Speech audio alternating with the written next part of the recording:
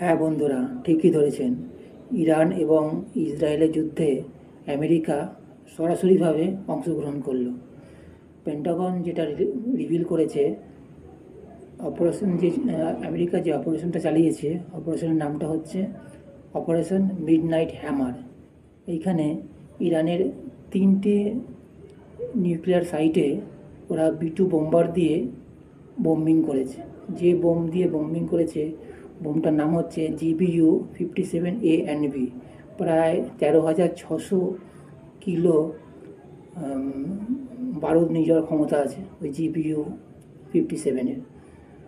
আর প্রায় যে 3টে সাইটে আঘাত করেছে, নাতাঞ্জ, ফোর্ডো অ্যান্ড ইত্তেফাস, এই 3টে জায়গাতে আঘাত করেছে। সবথেকে বেশি আঘাত করেছে ফোর্ডোতে, 6টা B2 বোম্বার দিয়ে। এই B2B বোম্বার সারা পৃথিবীতে শুধু এই আমেরিকার কাছেই আছে, ওরা কাউকে বেচেনি। স্টেলথ টেকনোলজি দিয়ে এই বোম্বারগুলো তৈরি হয়েছে। এর প্রধান যে ক্ষমতা সেটা হচ্ছে মাটির নিচে 20 মিটার পর্যন্ত ওরা বাস্ট করে দিতে পারে। ওই B2 বোম্বারে এই ক্ষমতা আছে।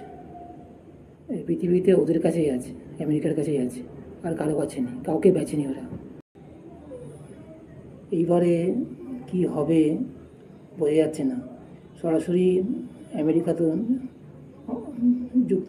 অংশগ্রহণ করলো, তৃতীয় বিশ্বযুদ্ধ না লেগে যায়।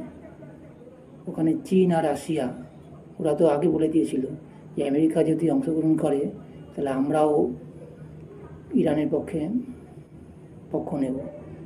কী হবে সেটাই দেখার। জয় হিন্দ, বন্দে মাতরম।